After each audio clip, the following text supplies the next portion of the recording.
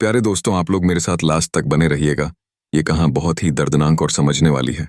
यह कहानी एक हाफिज कुरान लड़की की है जिसका नाम आमना काल्पनिक है नहीं। आमना छोटी उम्र में ही कुरान की हाफिजा बन गई थी। लोग उसके इस्लामी ज्ञान और अच्छे लहजे की तारीफ करते नहीं थकते थे। वह 5 वक्त की नमाजी थी और उसके कुरान पढ़ने का तरीका मोहल्ले के कई बच्चों के लिए प्रेरणा था। लेकिन आमना में एक कमी थी जो उसके सारे गुणों पर भारी पड़ गई। उसकी जुबान उसका सबसे बड़ा गुनाह बन गई। वह हर समय दूसरों की आलोचना और बुराई करती। किसी की इज्जत उछालना, झूठ फैलाना और मजाक उड़ाना उसकी आदत बन चुकी थी। आमना अपने मोहल्ले में अपनी सहेलियों के साथ अक्सर बैठा करती।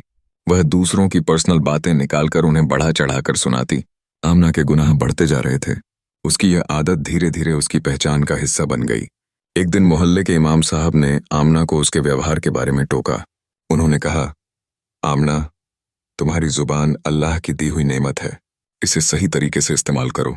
दूसरों की इज्जत पर हमला करना बहुत बड़ा गुनाह है। तुम्हें तौबा करनी चाहिए और अल्लाह से माफी मांगनी चाहिए। आमना ने इमाम की बातों को गंभीरता से नहीं लिया।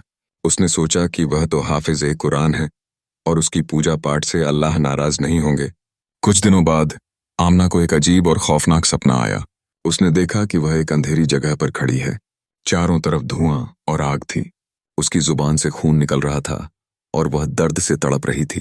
अचानक एक आवाज गूंजती है, तेरी जुबान ने दूसरों की इज्जत खराब की है। तुझे इसका हिसाब देना होगा। तौबा कर ले, वरना तेरा अंजाम बहुत बुरा होगा। आमना ने इस सपने को अपनी दादी को बताया। दादी ने कहा, यह अल्लाह का संकेत है। जुबान का सही इस्तेमाल करो, तौबा कर लो, वरना इसका नतीजा खतरनाक होगा। लेकिन आमना ने इसे सिर्फ एक सपना समझा और अपनी आदतें नहीं बदली। एक दिन आमना मस्जिद के पास अपनी सहेलियों के साथ बैठी हुई थी। वह अपनी बातों में मसरूफ थी। उस वक्त उसने एक शरीफ आदमी की इज्जत पर झूठा आरोप लगाया। अचानक आमना की जुबान में अजीब दर्द हुआ। उसने इसे नजरअंदाज किया, लेकिन शाम होते होते उसकी जुबान इतनी सूज गई कि वह ठीक से बोल नहीं पा रही थी। अगले दिन उसकी जुबान से खून निकलने लगा। डॉक्टरों ने उसे देखा, लेकिन उन्हें कोई कारण समझ नहीं आया। इलाज के बावजूद उसकी हालत खराब होती गई। मोहल्ले के लोग अब समझ चुके थे कि यह आमना की जुबान का गुनाह है। यह अल्लाह का अजाब था जो उसकी गलत आदतों की वजह से आया।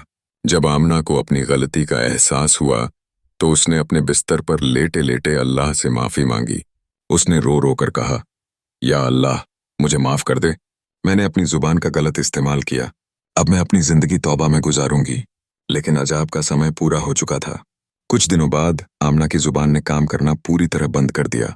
उसकी हालत देखकर लोग डर गए। यह कहानी हर उस इंसान के लिए एक चेतावनी है जो जुबान का गलत इस्तेमाल करता है। अल्लाह गुनाह माफ कर सकते हैं, लेकिन जब तक हम तौबा करते हैं और खुद को सुधारने का संकल्प लेते हैं, दुनिया में हर गुनाह माफ किया जा सकता है। लेकिन जुबान से किसी का दिल दुखाना सबसे बड़ा गुनाह है। आमना की कहानी इस बात का सबूत है कि कोई भी गुनाह छोटा नहीं होता। इस कहानी से आपने क्या सीखा? अपनी जुबान का इस्तेमाल सोच समझ कर करें। दोस्तों, अपने ये कहानी को अपने दोस्तों और फैमिली को जरूर शेयर करें, अटकी वो ऐसा गलती ना करें।